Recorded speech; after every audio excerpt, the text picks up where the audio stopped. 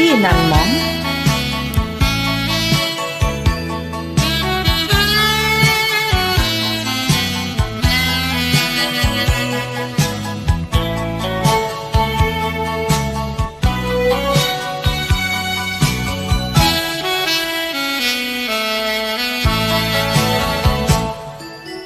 Lang sẽ cái lũ tên nhớ tên trôi lũ hôn trôi trong muôn kia mong sang nghe con sen sen nhớ ai nhớ ngày trôi ly kéo ngày trôi ly kéo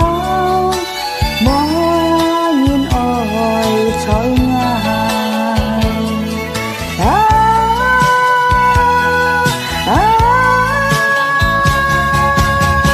mấy xa cài trôi nhẹ dân phong khen khen tròn lối xin chào như ngày ơi trong cây ly dịp siêu con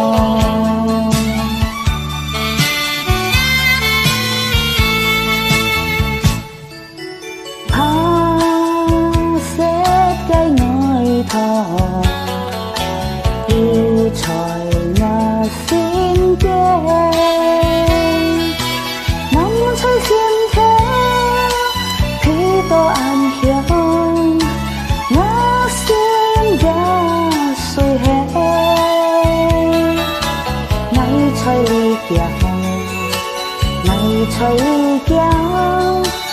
mong nhìn ôi trôi ngài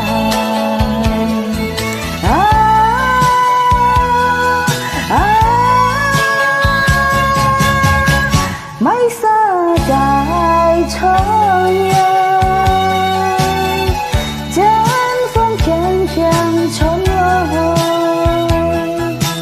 xin chào như ngày ấy trong cây ly dịp siêu con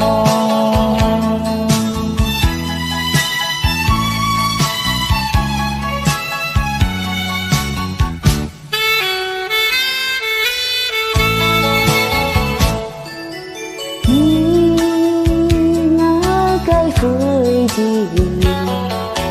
chim gọi liang xiang thơ thì cha thiên ngã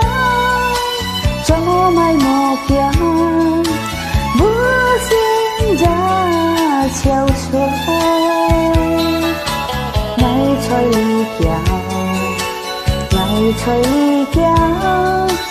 mong nhìn ôi trời ngài